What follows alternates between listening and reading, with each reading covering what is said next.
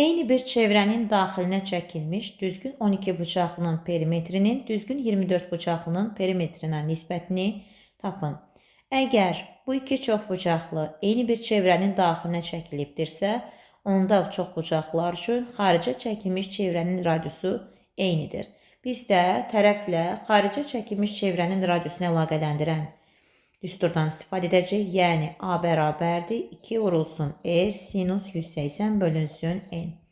İlk olaraq bu düsturun köməkliyi ilə 12 bucaqlının, daha sonra da 24 bucaqlının tərəflərini müəyyən edək. 2 vurulsun R sinus. Burada N deməli çoxbucaqlının bucaqlarının sayını göstərdiyi üçün N-in yerinə 12 qoyuruq. 2 R sinus 180 12-yə böldük 15 dərəcə. Eyni ilə A24-ü hesablayırıq. 2R, yenə N-in yerinə artıq 24 qoymalıyıq. 180 bölək 24 və alırıq 2R sinus 7,5 dərəcə. İndi 12 bucaqlının perimetrini hesablayaq. 12 bucaqlının perimetrini tapmaq üçün düzgün fiqur olduğu üçün tərəfinin uzunluğunu 12-yə vurmalıyıq. Yəni 12 vurulsun A12-nin qiyməti. A12-nin də qiyməti 2R sinus 15 dərəcə olduğu üçün cavabda alacaq 24R sinus 15 dərəcə.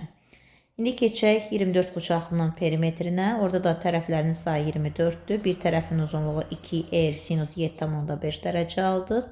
Və sadələşdirsək 48R sinus 7,5 dərəcə alarıq. İndi perimetrlərin nisbətini hesablayaq. P12 bölünsün P24 bərabər olacaq. 24 vuraq R sinus 15 dərəcə bölünsün 48 R sinus 7,5 dərəcə. İxtisarlar aparaq. R-lər ixtisar gedir. 24 ilə 48-də ixtisar gedir. Sinus 15 dərəcənin əvəzinə də sinus 2 alfa düsturunu tətbiq edə bilərik. Məlumdur ki, sinus 2 alfa 2 sinus alfa kosinus alfaya bərabərdir.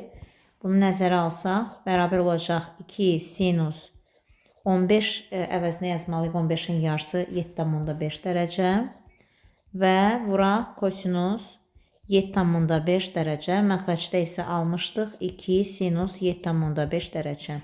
Burada da ixtisarlar aparsaq, 2-lər ixtisar gedir, sinus 7,5 dərəcələr ixtisar gedir və cavabda sadələşdirəndə qalır kosinus 7,5 dərəcə. Variant olacaq C variantı.